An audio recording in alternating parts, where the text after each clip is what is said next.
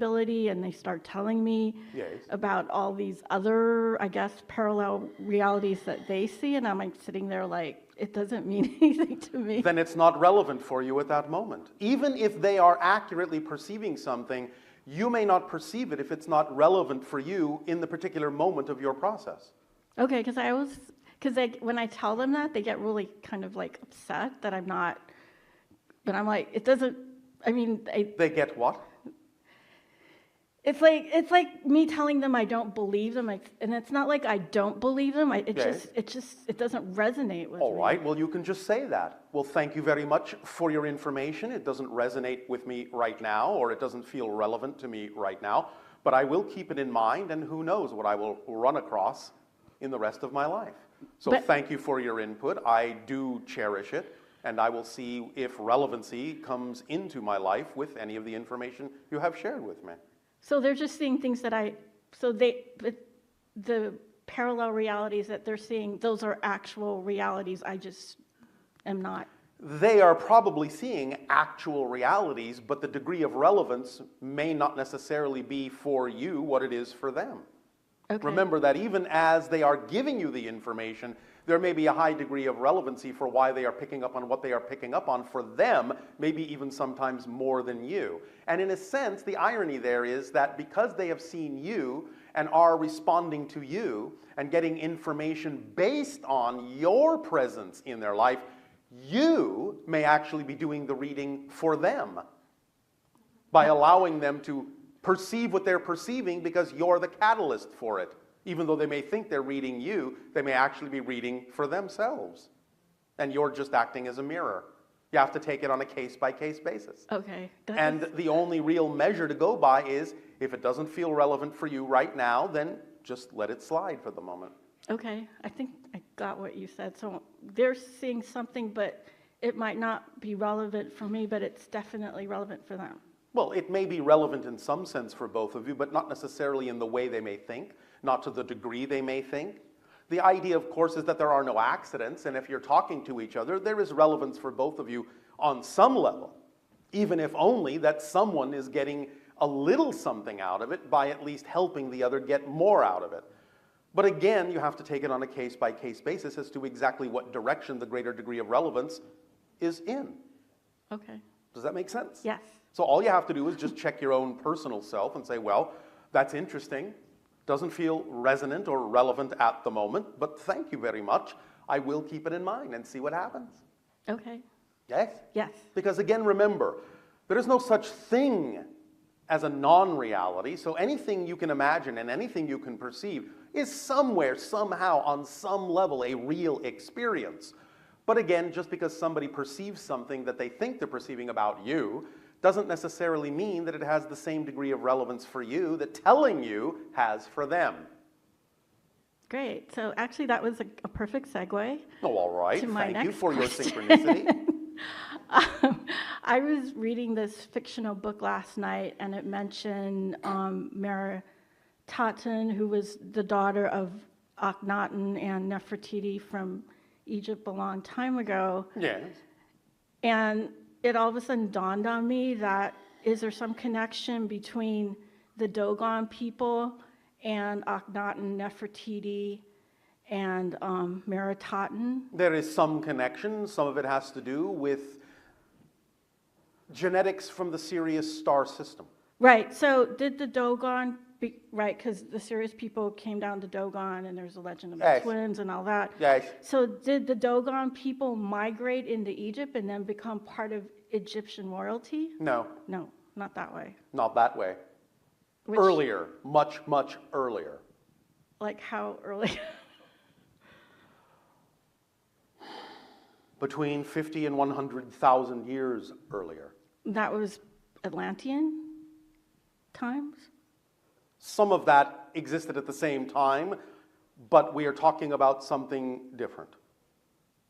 We are talking about an incursion of Sirius genetics on your planet at that time. Into Dogon and Egypt at the same time?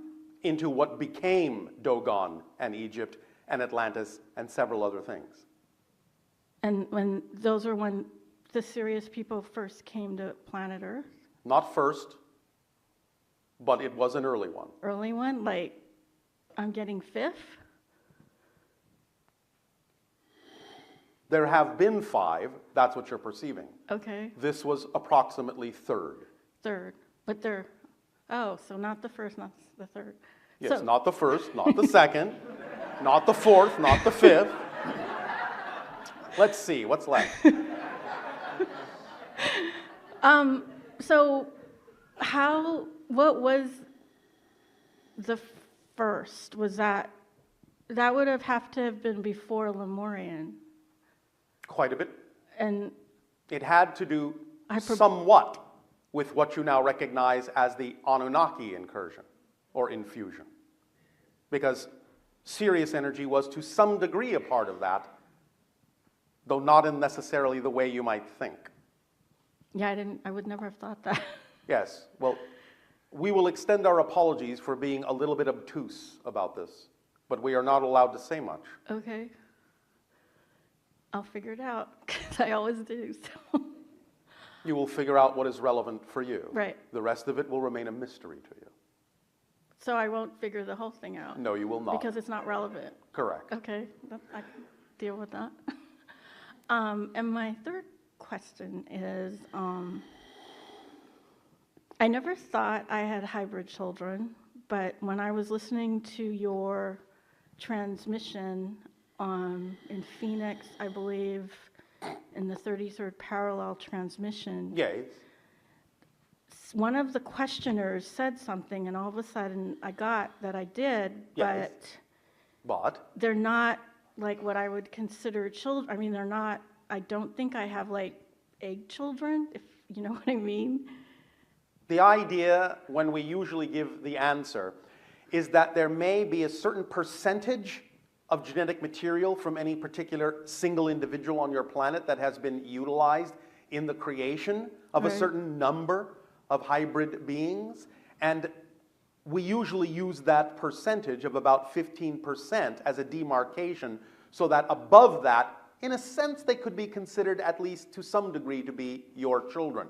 Below that, the mixture is too diluted, in a sense, to be considered your children personally, vibrationally, even though you may still have something to do with it. Does that make sense? So do I have children above the 15%? Yes. And I don't know if this is true or not, so I'd like your confirmation. About a couple years ago, when I was in Los Angeles for one of the transmissions, and I found out that there was this hybrid children Facebook, all of a sudden I got, I think it was Ellie was talking about that. All of a sudden I got that they could see through my eyes. Well, in some senses, they can use the vibrational connection of the genetic material to have a point of view that is somewhat yours in order to teach them the acclimatization to your society. They have to understand your perspective. I believe the colloquialism on your planet is walking in your shoes. Well, because right after that, all of a sudden I had to go to like places like the California Academy of Sciences. Yes. And I got that it's this big. Excuse me one moment. They are laughing. They didn't necessarily want to make you feel like a probe. No, I didn't feel like a probe. I just felt like they wanted to look at the fishies and. Yes. But in that sense, they were sort of using you as a probe. No, that. What is that? It means they're sending you around to look at things so they can absorb the information through your energy. Right, and they really liked the Devencorn exhibit for some reason too. It was an art exhibit, and they liked all the color. Even though Yes. I'm not normally a Devencorn fan, they really got into it.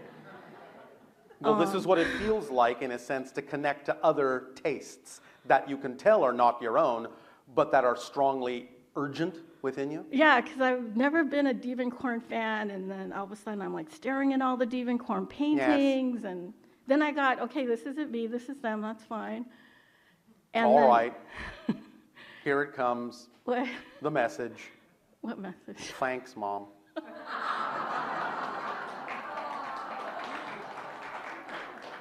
Thanks for the education. Does that mean they also want to go to the ballet and opera too? That's not all, but it's up to you. It really is. And they really like when I go to the exploratarium Yes, thing. They yes. love the space thing. And They want to understand what you understand, Okay. so they can understand how they will fit in. Can I also hear them? Because Sometimes you might have auditory sensations they, of them. they Yes. say mother, which kind of freaks me out because I don't. Why does it freak you out? I don't. I didn't think I'd ever. I never actually wanted to have children in this physical life. I never had that urge. In some senses, that's because you knew you already had them. Okay. Does that freak you out too? Well, when I first found out I might, it kind of did. I will say that only because Hey, your mom's a freak. I think they already know that. Well, and then it was like, okay, fine. And then all of a sudden it's like, well, maybe that's, even though I never physically wanted to have children, I've been coming up with all these children name combinations, which Yes. I always thought was kind of odd for someone that didn't actually want to have children. Now you know how it's not so odd. Yeah, I put all that. Okay, so my last question is, I also got that I may have a cryptic child.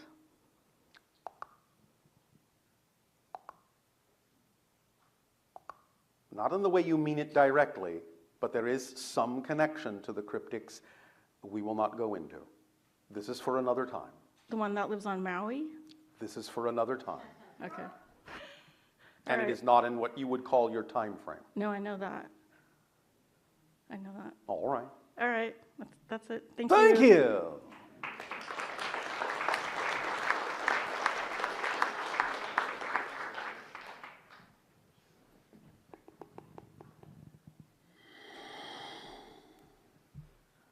Hello, Bashar. And you good day.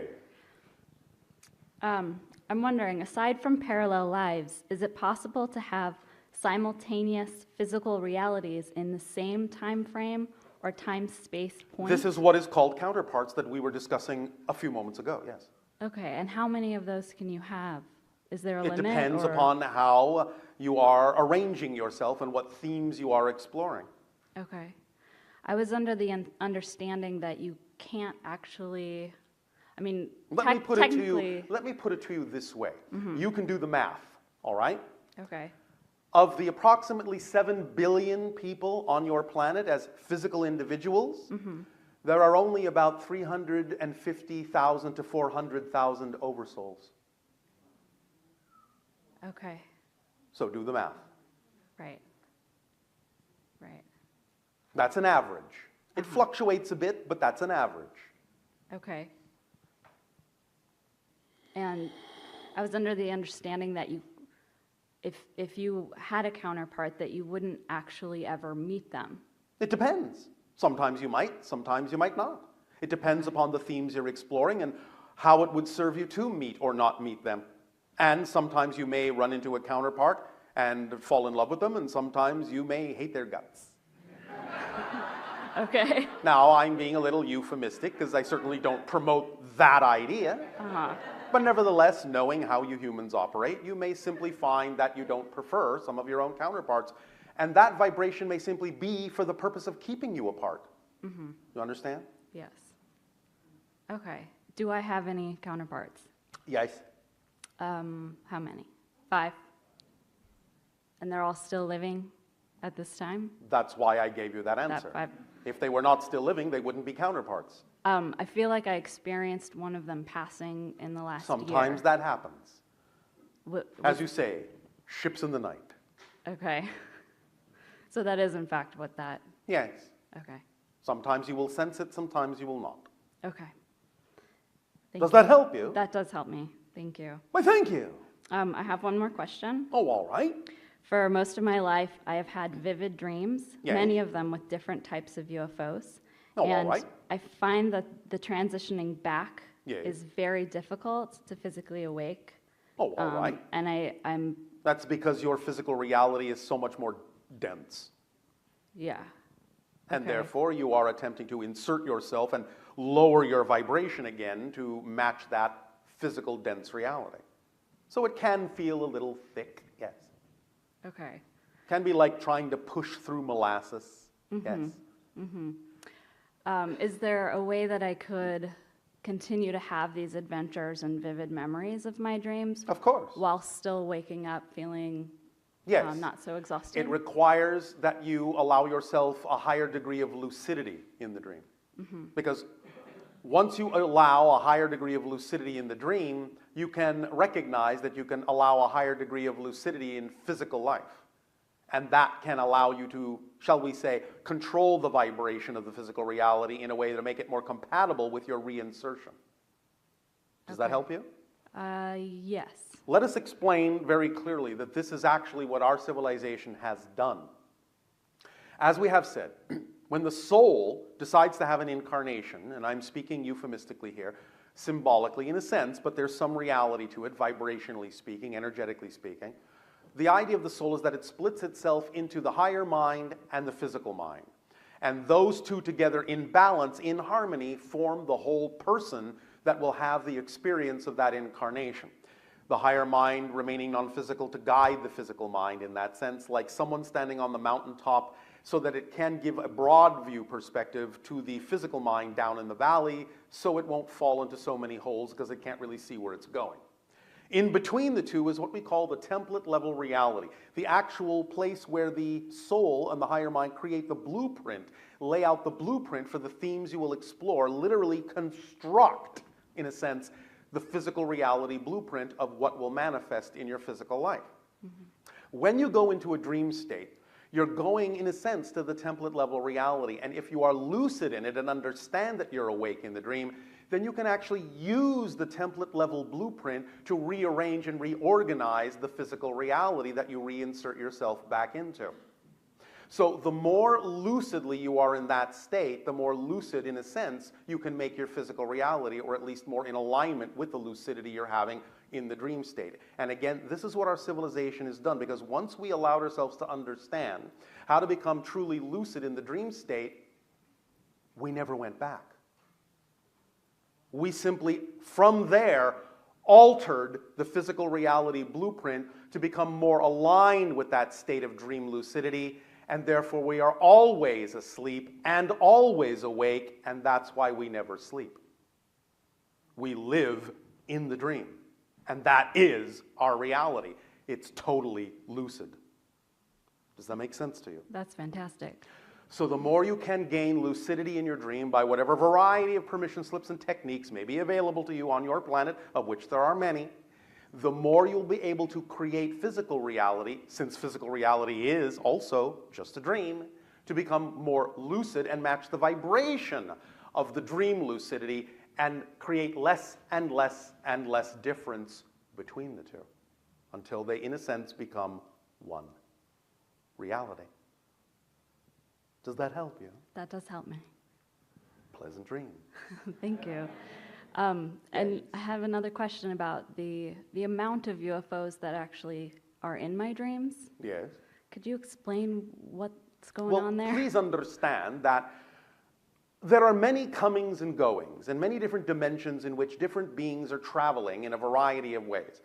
Most of this is simply invisible to you, but when you expand your senses, suddenly you realize that there's all this activity going on all the time.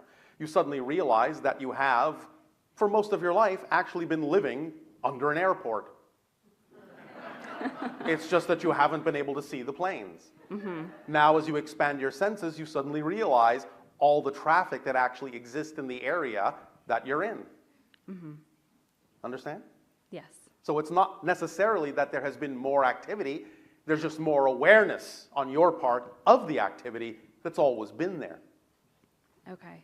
Does that help? It does. Usually in the dreams, my initial reaction is excitement. Yes. And then when it comes Followed by what?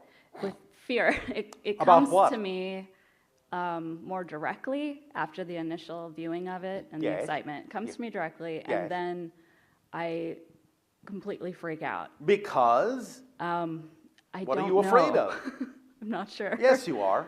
Can't lie to us. No fibbing allowed. Of course you are. It's very easy to find out what you are afraid of By giving in to the fear, by asking the question, by magnifying and amplifying it. If I gave in to this vibration, if I truly recognized this reality, if I allowed myself to truly become who I prefer to be, what am I afraid is the worst, most terrifying, most horrifying, fearful thing I am afraid might happen? And when you're willing to hear the answer, you'll know why you're afraid. Okay. But the idea is that whenever you find out what that fear is, it's not something that will ever be actually empirically true about you. It will only reveal a belief you have about yourself that can be changed. Because there is nothing to fear. The only thing, I guarantee you, the only thing you will ever discover in the unknown is more of you. Because you fill everything in your reality. Mm-hmm. It's just that there are parts of yourself you don't know yet, you haven't met yet. But you will discover them, and there's no need to fear them. Does that help? Yes. All right. Am I a hybrid? All of you are hybridized to one degree or another. That's what a human is. Remember, because there was an early, naturally evolved hominid on your planet that was genetically altered by extraterrestrial races to become Homo sapien, you're all hybridized. The branches of the original hominid that were not hybridized continue to evolve. You now know them today as Sasquatch. If you had never been hybridized, you would all be Sasquatch. That was the natural evolutionary form on Earth. And it continued to evolve right alongside of you. However, they evolved so closely with nature, so intuitively with nature, so in connection with nature, they can actually go from one dimension to another like walking through a door, and that's why they're hard to find. Mm-hmm. But that's the natural denizen, that's the original inhabitant of Earth. You, in a sense, are an alteration. You're a hybridization of that. Okay. Does that make sense? Yes. I feel like the fear that comes over me in the dream is the connection that I have directly with these UFOs and these... But why would that be something to fear? Well, because I would have to face it and accept it and why would that be it. difficult? I think it's... I have a great connection. Yes. And I love it. And I love listening to it. Why don't you love being it or having it? I don't know. Yes, you do. You'll find out that you know when you are willing to ask the question. What am I afraid will happen if I acknowledge the connection? I'm afraid of being seen that way. By whom? Others, the world. I don't know. Who cares? Well, right. Who cares? I agree. The ones that would see and understand it will understand it. Mm-hmm. The ones that would see and not understand it will never understand it. So what do you care? Yes? Why are you measuring yourself against others? You have absolutely no business comparing yourself to anyone else because you are absolutely unlike anyone else. All of you are. You actually have not only no business comparing yourself to anyone else, you actually have no capability of comparing yourself to anyone else because you're all unique. Yes. I understand you have some degree of similarity, but that's it. You're never going to be exactly like anyone else. So there is absolutely nothing anyone else could say that is in any way, shape, or form relevant to you except what you believe is relevant to you. And the only reason you would be afraid of what others think is because you know that all they're doing is reflecting what you already think of yourself. Mm. So if you don't prefer the things you think of yourself, change that. And when you change what you think of yourself, you will not give a whit what other people think of you.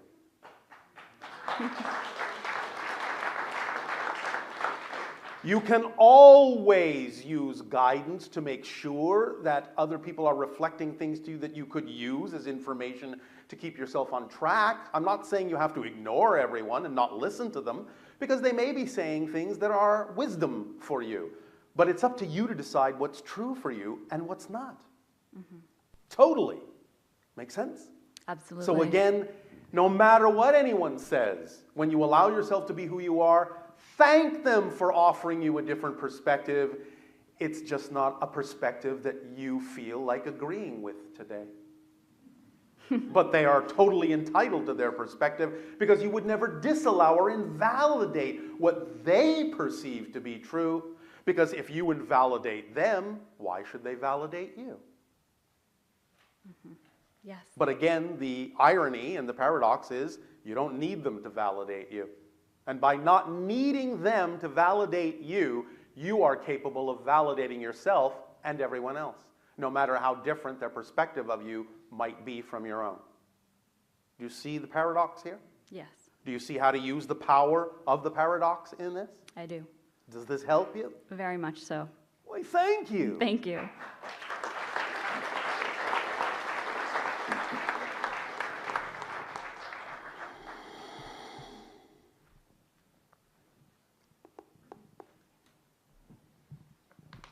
Is there another person whose name?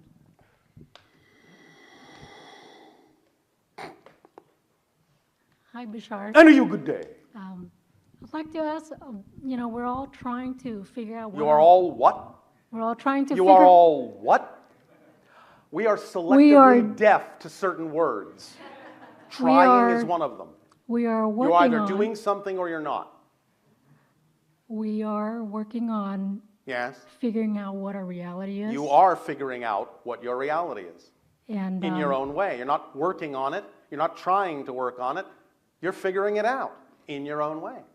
and that's where I could use some help. All right. What help would you like? Well, I understand the concept of parallel reality. Are you sure? It's kind of a new concept for me. All right, and you understand it just like that. Congratulations. But I could use some additional help. In what way? I just stumbled into some information on the history of the human race, Yes. the starting from the beginning, Yes. how Earth was formed and what it was originally intended for, and I'm trying to discern, is that real reality or is that my reality? All realities are real. The question is not, are the realities real? Anything you can imagine is somehow, in some way, shape, or form, a real experience, because you can't imagine non-existence. It's not possible. So anything you can imagine has some relevance and some reality somewhere. The question isn't, is it real? The question is it relevant for you? And you are the one to decide whether it is or not. Because if you shift, as you do, all of you, billions of times per second from parallel reality to parallel reality to parallel reality, you are shifting from one version of Earth to another, to another, to another, to another, to another, to another, to another, constantly, in order to create the side effect you call space and time. So at any moment, you're actually on a different Earth with a different history. You decide by your vibration which version of Earth you will experience. So if one version doesn't seem to have a lot of relevance to you, one history doesn't seem to be relevant to you, then allow yourself to know that another version probably is more relevant to you. It's not that they're not all true, it's just that you are allowing yourself to experience whichever one is relevant for the themes you chose to explore. But all of them are true. Does that help? Or did that just confuse you even more? Well, I could probably use some clarification. The information I have is that this is regarding the Anunnakis. Yes. And I don't choose to have that reality, but I'm experiencing. Well, obviously, in some senses you do, or you wouldn't be where you are. Okay, got it. I'll figure All right. that part out. But you can choose your relationship to that idea in a way that only benefits you in positive ways, yes? Yes. So, then if you know that you can always choose a version that benefits you in positive ways, why worry about what other versions there may be if they have nothing to do with you? I actually don't think there's any other version because I've only stumbled into one version. There is no just one version. There are an infinite number of versions of everything you can imagine. You will gravitate to the one that is most in alignment with your particular chosen vibration based on your belief systems. Simple as that. That doesn't mean the other ones don't exist. Okay. But you only experience the one at any given moment that's relevant for you, and that's why it seems like there's only one. Remember, every belief system is structured to make it seem as if no other belief is possible. If that were not true, you wouldn't be able to have an experience in physical reality. Yes? Okay. Makes sense? Yes, it All does. right. So I have a lot of sorting out to do. well, all right. That sounds like fun. I hope It will it become is. clearer as you understand the concept. Okay. I have a question regarding dreams. Yes. I don't have dreams. Yes, you do. I don't remember them. All right. Are they really necessary to remember? No, Okay. Great. they are only necessary to have. Why is that? Because when you go into dream, because of your definitions of physical reality, making it seem as if you're disconnected from the spirit self, you go into the dream state to shut down the physical mind so you can reconnect consciously to the idea of your greater self and recharge yourself. And without that, without dreaming, you would actually go into psychotic shock because you're relying totally on the physical mind, which cannot exist on its own. It has to connect, it has to connect, it has to connect to the higher mind somehow in consciousness. And therefore, when you're not connecting consciously in your daily life, you will connect unconsciously in your dream state in order to maintain the balance of your total being. Because without the idea of making that connection, you are not functioning as a whole being. The physical mind by itself is literally a half-wit. Is it necessarily to consciously remember your dreams? I mean, we've already hooked on unconscious. No, as I just said, as long as you have an unconscious connection, that will suffice. Sometimes it might be necessary to remember certain things if it serves the theme you're exploring, but you don't necessarily have to remember them all. Okay. Does that help you? Yeah, yes, it does. All right, well, pleasant dreams to you, if I'm you sure remember will. them. Yes. And then I also wanted to find out, there's a lot of people that are trying to connect with their past lives, All lives exist simultaneously. the lives that are called past lives. I know what you meant. How can you give us some tools on how to connect with these lives? You're already connected. You're already receiving information and downloads from all the experiences of the ones that are relevant to the life you've chosen here. So it's not about how do I connect, it's how do you have more awareness that you're already connected. That's a big difference. When you understand you're already connected, that fact alone, if it actually is perceived by you as a fact, will or perhaps can make all the difference in your experience of those connections. Because if you know you're already connected and you take that for granted, then you don't have to try to connect. Trying to connect implies that you believe you're not connected. Knowing you're already connected gives you a head start, and thus then makes it easier for you to perceive the connections that are already there instead of believing you have to do something that you don't know how to do already. Big difference. I guess my question would be then, how do I recognize that I'm already connected? I just told you. I'm Do you sorry. understand that everything exists all at once? Yes. Do you? If you really understand the concept that everything is actually here and now, then the real question is, how can you not know that you're connected? If you don't know that you're connected, then you don't really understand that everything is one and here and now. Because with a true understanding of that, it automatically is understood that everything is connected. Why? Because everything is the same one thing from a different point of view. So if everything is the same one thing, how can it actually be disconnected? There is only one thing in existence. Only one. There's only one moment in existence. Only one. What you perceive as different moments are the same moment from a different point of view. So it's not even that you have separate things that are connected. There is only one thing. Therefore, connection is built in. Because every apparently different thing is just an appearance of difference. It doesn't actually different. It's just the appearance of difference. It's just the experience of difference. But mechanically speaking, there is only one thing. That's it. Is there a way for me to, I guess, some tools where I could, I just gave you a very powerful one. I'm sorry, I'm missing it. Yes, you are. There is no such thing as being actually separate. There is the illusion of separateness, the experience of separateness, but there is no such thing mechanically as actually being separate. There is only one thing in existence, and that's it. And you are that thing. And you are that thing. And you are that thing. You are all the same thing from a different point of view. It's just reflections, different looking reflections of the same thing seeing itself in all the ways that it can. So if you understand that what appears to be different people are actually the same being, how can it not be connected? There's only one being. What is there else to connect to? Nothing. Everything is within you. There is no outside. Is this making more sense? Not really, but if I can, Yes. give an example. By all means. So let's say all of a sudden I'm by a swimming pool and I'm taking my first beginner swimming class, Yes.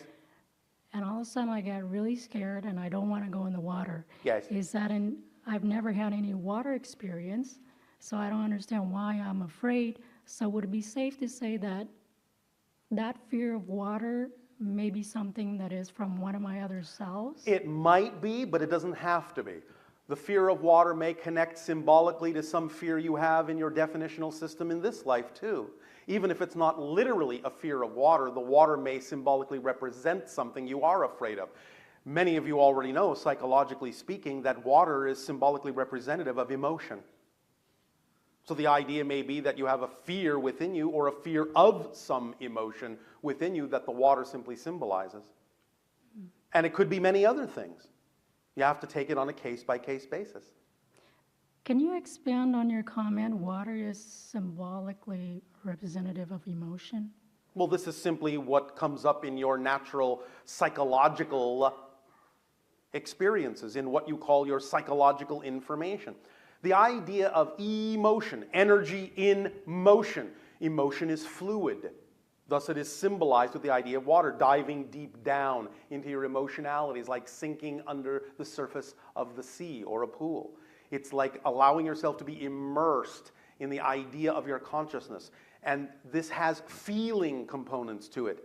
And thus it has emotional components to it. It's like being immersed, like a child, in the amniotic fluid and feeling the idea of the support and the unconditional love of the mother, or feeling the fear of the mother. So it could even come from that. Going into a pool could be reminiscent of being in the amniotic fluid and feeling the fear of your own mother before you were born. It could be many things. You have to find out what it is for you by exploring your belief systems about why you have fear. And then the answer will come. The idea will come. It will show you. The synchronicity in your life will show you what the connection is. All right? Okay, But you have to be willing to explore that and not be afraid to explore it. great, thank you. You have to swim in that water. All right? Yes, thank you. Thank you.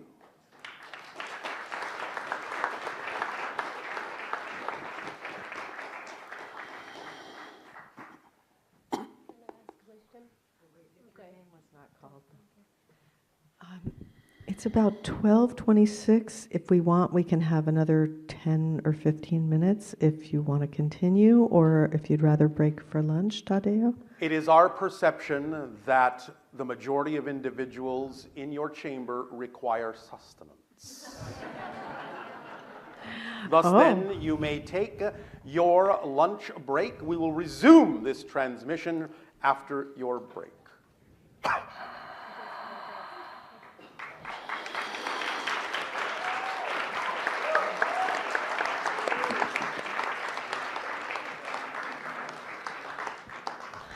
How's it going?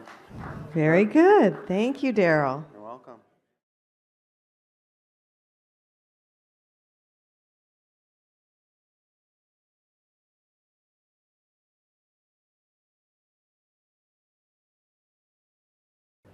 We're ready? Okay, great. Well, you know, one of the most wonderful things that has happened is that it has actually been 30 years since Bashar first came through Darryl. And so this year in November, we celebrated the 30th anniversary of his channeling. And one of the things we have up here, which we'll put it on the table in the back, but if you have a message that you'd like to give to Darryl, just, you know, thanking him or whatever you want to say, this book is designed for people to write in their messages to him. So that'll be on the back wall or the back table over there. And other than that, we're going to actually show you a video that is the 30th anniversary tribute that was created by Emmy, and it's a little story about Bashar and Darryl.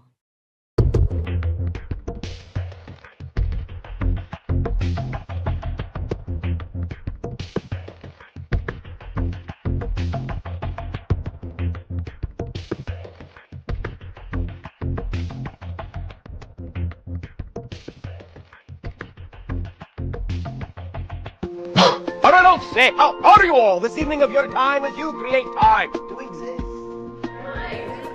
Simple. What you decide to decide is true for you. Is what your reality will be, and it is that simple. Recognize, therefore, that many times all of the so-called suffering, all of the so-called struggling that you are doing in life is really nothing more than shadow boxing. You are, in this way, fainting with specters, with reflections in the mirror of your existence. But the idea, now that you are recognizing this in your New Age awareness, is that you have always been in control. As we have said many times, it is simply that you have forgotten that you are an aspect of the infinite, forgotten that you're always in control, forgotten that you are the individual creators of your own reality and the combined creators of your mass consciousness. But now, many individuals are beginning to awaken from the illusion of power and are beginning to be able to actually use the power of the illusion. Heard it, but it goes something like this. How many psychiatrists does it take to change a light bulb? And as some of you know, the answer is 1. But the light bulb has to want to change. Touch.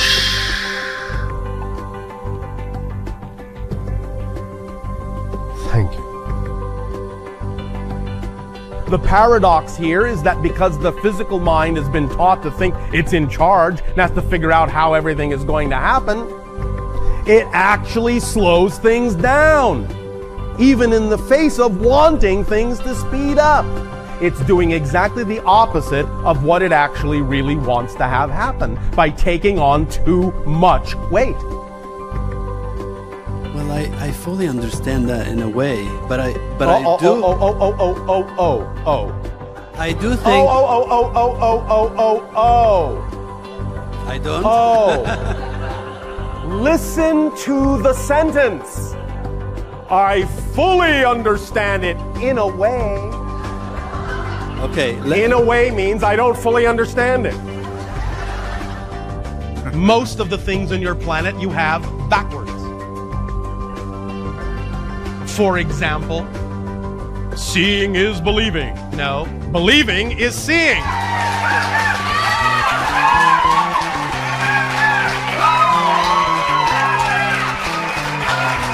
All right. All right. What a ruckus. You'd think it was the end of the world or something. I'm such a dreamer. What does that mean? I dream of meeting my true love. You dream of meeting your true love. Look in a mirror.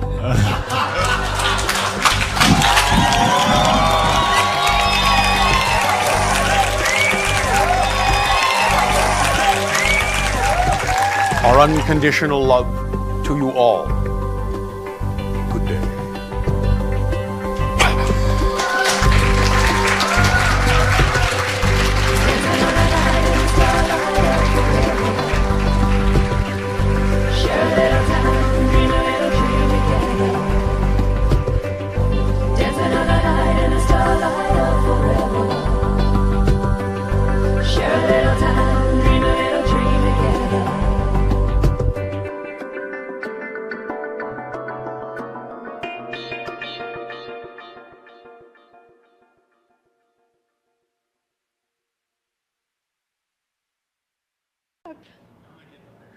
It was funny because we noticed, Darryl changed a little over the years. Starting to look more like Bashar. They don't have any hair. But it was interesting because we were saying, well, Bashar's so consistent, that he's the same, and he's like, oh no, because the more that Darryl has allowed to come through, the more of Bashar we experience, and that's a type of change. So Bashar has changed also. So we have some names for you to pick. All right, and once again, we thank you for taking us into another dimension. Thank you. And then another dimension, and then another dimension. Are you all having a good time today?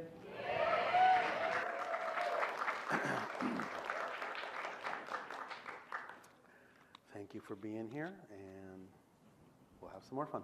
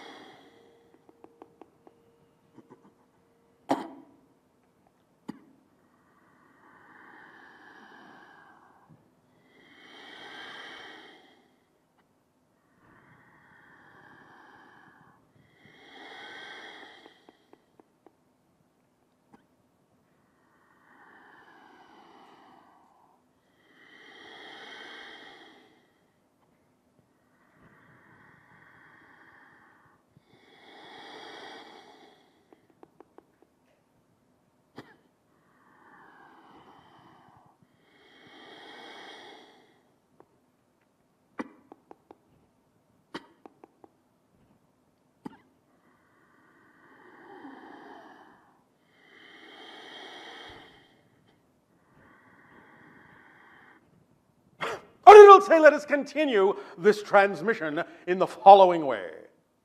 Nania, Yes. give us another ring. Another ring? You mean like this? Yes.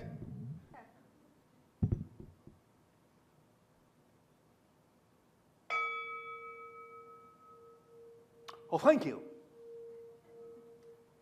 You know why we asked for that? No. Just for the bell of it.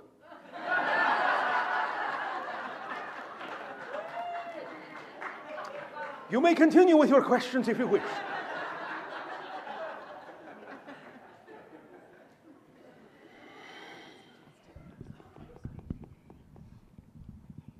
Hi, Bashar. And a good day.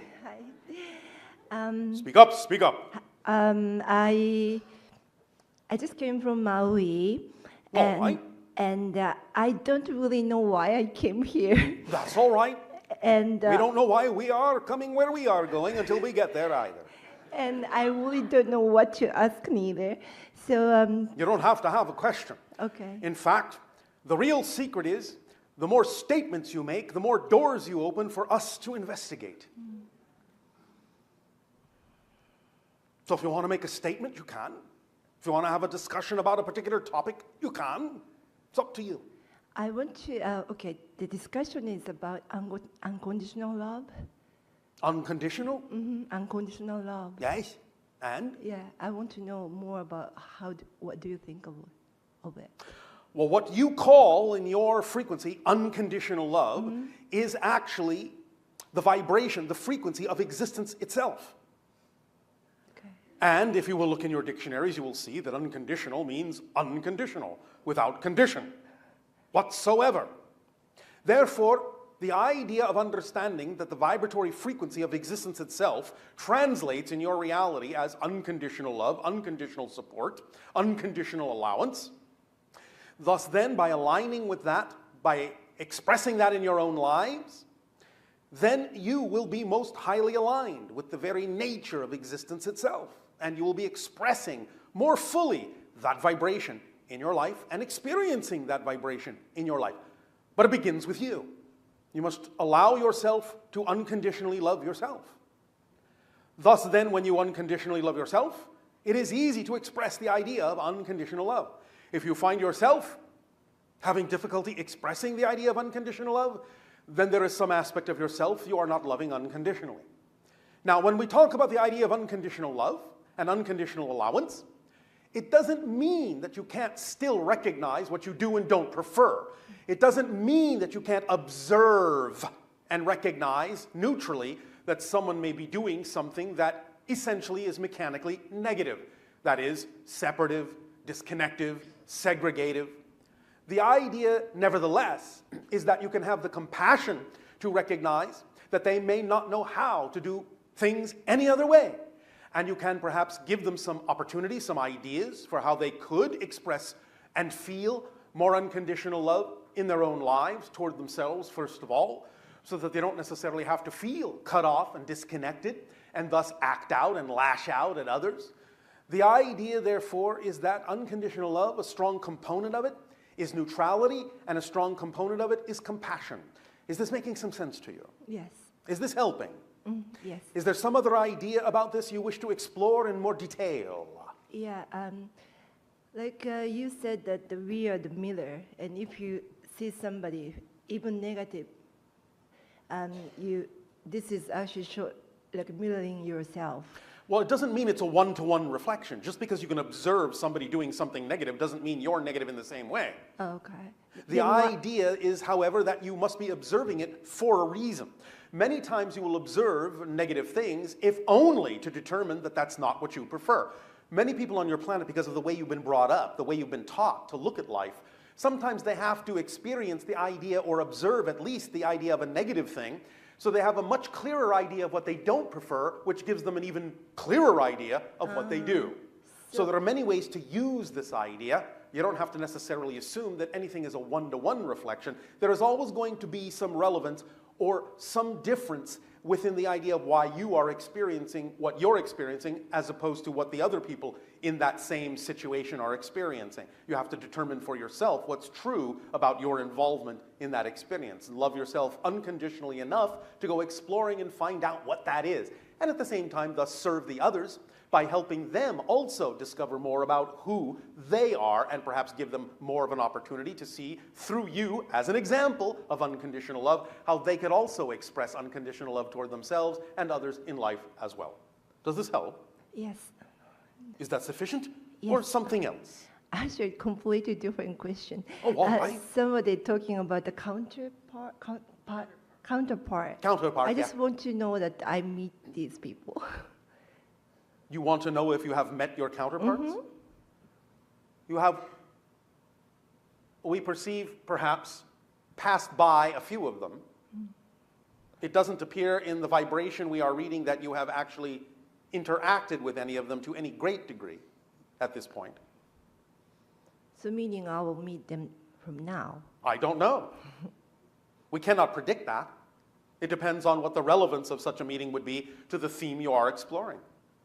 We are only reading what we sense at this moment. Okay. It's not a prediction. Okay. Do you understand? Yes. Does this help you? Yes. All right, well, thank you. Okay. Thank you so much, Bashar. You are welcome so much.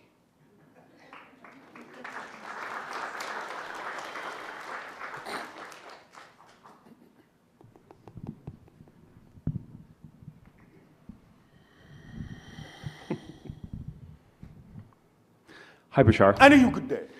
I have a quick question in relation to something that was asked earlier on. It's a hunch that I just wanted to check. Hey, hunch. You want to get that hunch off your back? Indeed. All right. So the original hominid species that was genetically manipulated, Yes. the group that were untouched went on to become what we call Sasquatch. Yes. Was there a group that went into the ocean? Not in the way that you mean it. So what I wanted to get at is the people that we refer to as mermaids and mermen. I was wondering what was the connection between the two? Not what you think. There are two ways to look at this concept. Number one, some of this concept of mer people come from genetic manipulations that occurred both at the same time and also later on in what you might call Atlantean times to create the idea of certain kinds of human-animal hybrids for experimentation. Thus, there were a limited number of these beings that existed for a very brief period of time.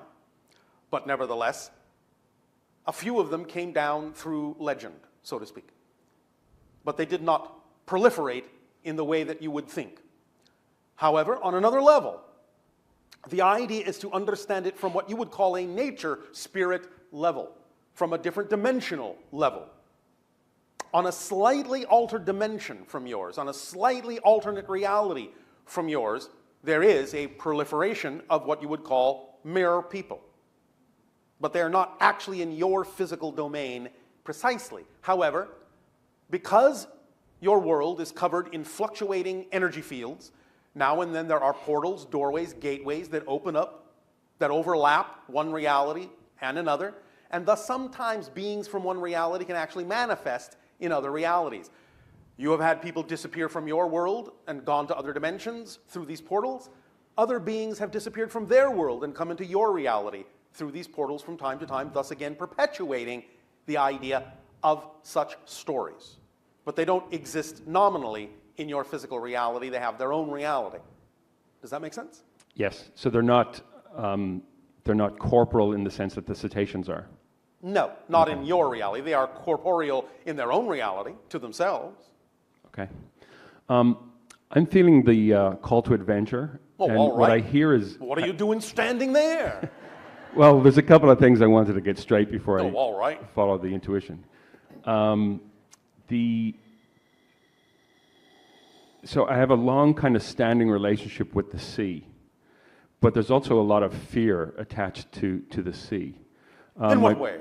So the one that there's two that come to mind. Yes. One is when you're out in the deep, deep ocean. Yes. Just say the middle of the Pacific.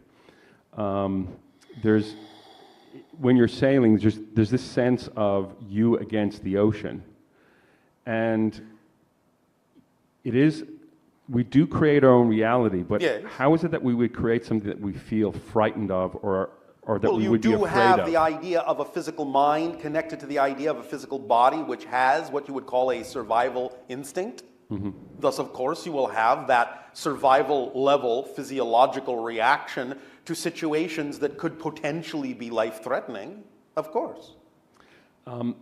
Particularly for me, one of the fears that I have, particularly with swimming in the deep ocean, is that of sharks. Yes. I have a strong connection to... Well, that's not exactly, shall we say, a crazy fear. I'm glad to hear. Again, but the idea it stops me from getting in the water. Yes, well, the idea comes down to survival instinct. Yes? Sorry? The idea comes down to survival instinct. Okay. You know that when you are in the ocean, you are not at the top of the food chain. Right. You are somewhere between breakfast and dinner. Well, that's the fear. Yes. Well, we understand. Is there any way to... Of course there is. Alleviate that? Of course there is. There are many different kinds of ways. On a physiological, pragmatic way, shall we say, there are people on your planet that have invented what you would call shark repellent suits. They are designed to be either unappetizing or confusing or, in a sense, threatening to the shark, and thus then it will usually steer clear of you. You follow me so far? Yep. So there's that approach on a practical level, as you would say in your language. The other idea, of course, is to have enough of an understanding of your particular life theme to understand that that is not necessarily something that you need to experience, that you're simply not going to choose that in this lifetime, and therefore you can relax because you're not setting yourself up for that kind of a surprise. Okay. You follow me? Yeah. But you have to really be in touch with that idea. One might sometimes observe that if you do go out into the ocean, and often there may be a proliferation of such animals, one might begin to suspect you might be setting yourself up for a departure. So you have to look honestly within yourself as to whether you're looking for that as an actual exit door, or whether you're just playing with an idea in the same way that many of you play by going to horror films, and you're just scaring yourself because it's thrilling to wake yourself up, perhaps to give yourself an appreciation of the life that you have by putting yourself in physiological danger. There are many reasons why people might find themselves in proximity to that particular circumstance. You have to simply explore for yourself what you believe is really going on within your psyche when you're dealing with that particular experience and that particular feeling. Can you engage in a parallel reality that kind of takes you out of the fear mode? Of course. If you know, number one, that there must, by definition, be such a version of yourself that has no experience of fear in that situation, yes? Okay. There must, by definition, be a version of you that doesn't have the fear, correct? Yes. Well, what is that version of you like? Can you envision that person? Can you begin to behave like that person in all the ways that you can? I think so, yeah. Well, if you mirror that vibration enough, you will be living the life of that version of yourself. So that's how you skip from one reality to a parallel reality. You just mirror the image that you have in your mind? Well, in a sense, that's one way to direct the skipping that you're already doing. Remember, the shifting from reality to reality billions of times per second is automatic. You can't stop that. But the idea is that you can direct it. And by using the idea of the visualization of a version of yourself that represents the reality you prefer, you can certainly start mirroring that frequency, and you can thus then in your thoughts, words, and deeds, all your behaviors, all your body language, all the things that you say and do, can, in that sense, mirror that vibration sufficiently to thus then have basically the kind of life, the kind of responses that version of you has.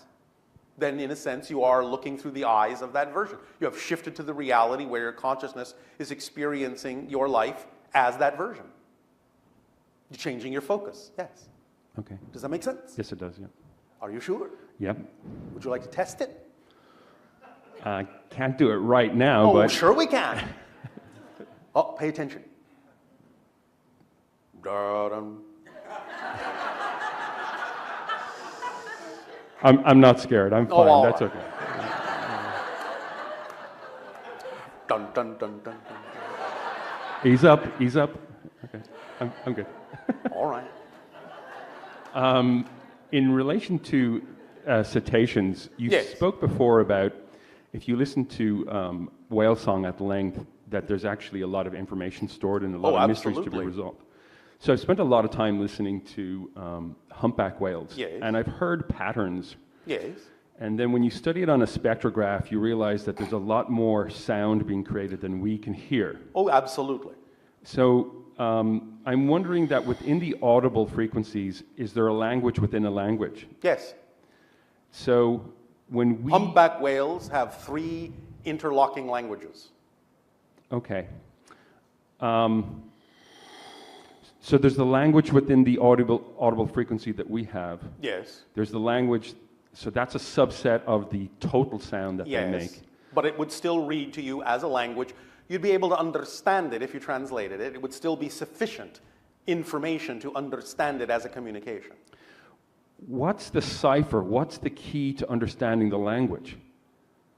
What's the in? Well, the idea is to understand that language in the way you understand or deconstruct any language. There are people on your planet that are now beginning to do this. They understand there are certain patterns, repetitions of certain concepts and sounds in your own language that demonstrate its structure as a language. And thus then in creating that template to match your own, you can deconstruct the language in that sense and reassemble it in a way that you could understand. And then the third language that you were alluding to? It is what you might call a cosmic language. Okay. Those vibrations that are connected to telepathic processes by which they can communicate to beings from other realities, other dimensions, other levels. Okay, that makes sense. Yes, I know, that's why I said it. Just a final question. Yes. In relation to, you've talked before about we use 100% of our brain to create the illusion of using 10% of our brain? Yes.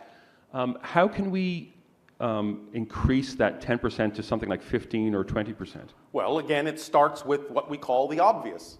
If you understand you are using 100% of your brain, the question would be, why am I using 100% of my brain to make it seem as if I'm only using 10? And find out what belief systems exist within you that allow you to find it necessary to limit yourself in that way. And thus then by exploring that threshold of believability system within your physical mind, you can let go of certain ideas that no longer serve you, that no longer confine you or limit you in that way. And pretty soon, you will find out that you will realize you are making it appear as if you are using more. One very strong idea is that there is a vibrational frequency that your scientists refer to as gamma, that is 40 cycles per second. If you expose yourself to this 40 cycle per second frequency, this is the frequency that is representative of the channeling state, of peak performance states, of when people are in their zone, in their flow. And by exposing yourself to this 40 hertz frequency, you can allow yourself to expand your awareness of exactly how you can focus your brain in the way that you prefer to. That's another way. So any time that I've kind of delved into this, yes, what I find at a certain point is I reach a point where my thinking and my mind feels very foggy. Yes. Is that where you're hitting the edge of the belief, so to speak? It can be, unless, of course, you've simply had too much wine. Okay. Thank you, Bashar. Did that help? Yes, it did. Did I give you enough to sink your teeth into? Yes, indeed. Thank you.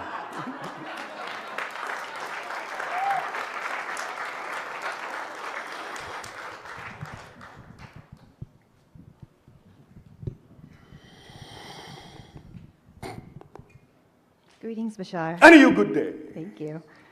I would like to ask you about breatharianism, Yes. the ability to just not have any need for physical sustenance. Well, and that to be is, free. in that sense, the way our society has evolved. We simply absorb energy directly. We do not eat anymore. It is something that is possible. It is something that is probable to a certain degree, but the probabilities are different for different people based on the themes they are exploring. It isn't necessary or relevant for a lot of people on your planet, but certainly if it falls under the auspices of your highest excitement, and it is truly the path of least resistance, it is certainly achievable. But for most people on your planet, it simply isn't necessary. You all enjoy food too much. I do find that it is my highest joy and excitement. And Then are you no longer eating? I am not. Well, then it is there's not a your gap highest there. joy yet. Yes, and so I'm looking for some guidance with the All right, well, blocks the or the first belief guidance systems. would be to ask you, why are you moving in that direction? Because there's a very big difference between moving towards something or moving away from something. Right.